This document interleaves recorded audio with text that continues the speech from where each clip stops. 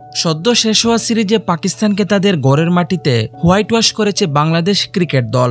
গত ২৪ বছর পর পাকিস্তানকে টেস্টে প্রথমবার হারানোর পাশাপাশি ২ ম্যাচের সিরিজেও পরাজিত করেছে টাইগাররা। পাকিস্তানের মাটিতে টাইগারদের ঐতিহাসিক সিরিজ জয়ে অভিনন্দন জানিয়েছেন সৌরভ গাঙ্গুলী। যদিও আসন্ন এই সিরিজে বাংলাদেশের জেতার সম্ভাবনা একেবারে দেখছেন না ভারতীয় কিংবদন্তি এই ক্রিকেটার। পাকিস্তানের মাটিতে সাম্প্রতিক পারফরমেন্সের কারণে পূর্বের যে কোনো সময়ের চাইতে ভারত সফর নিয়ে আশাবাদী বাংলাদেশ।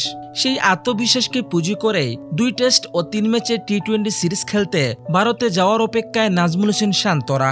যদিও বাংলাদেশ এই সিরিজে ভারতকে চমকে দেবে বলে মনে করছেন না সৌরভ গাঙ্গুলী, তবে বাংলাদেশের সাম্প্রতিক পারফরমেন্সের কারণে ভারত তাদের কঠিন প্রতিপক্ষ হিসেবেই বিবেচনা করবে বলে মনে করেন সাবেক এই অধিনায়ক। সৌরভ গাঙ্গুলী বলেন, পাকিস্তানে গিয়ে বাবর আজমদের হারানো সহজ ব্যাপার নয়, তাই সিরিজ জয়ের জন্য বাংলাদেশকে শুভেচ্ছা।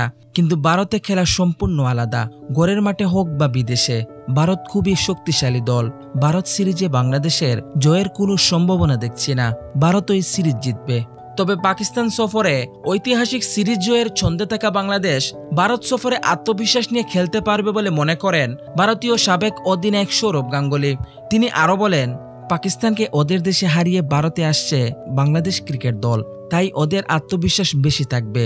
তাই ভারতকে কঠিন লড়াইয়ের জন্য তৈরি থাকতে হবে।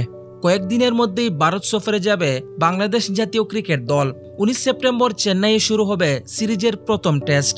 ২৭ সেপ্টেম্বর কানপুরে শুরু হবে সিরিজের দ্বিতীয় ও শেষ টেস্ট। ৩ ম্যাচের টি-20 সিরিজের খেলাগুলো হবে যথাক্রমে ৬, ৯ ও ১২ অক্টোবর।